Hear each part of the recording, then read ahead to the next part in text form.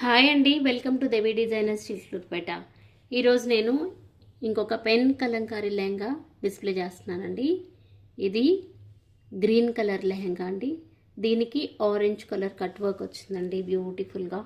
దీనికి purple colour dupatta ఇచ్చానండి. ఇలా కట్ వర్క్ వచ్చింది దుప్పటా.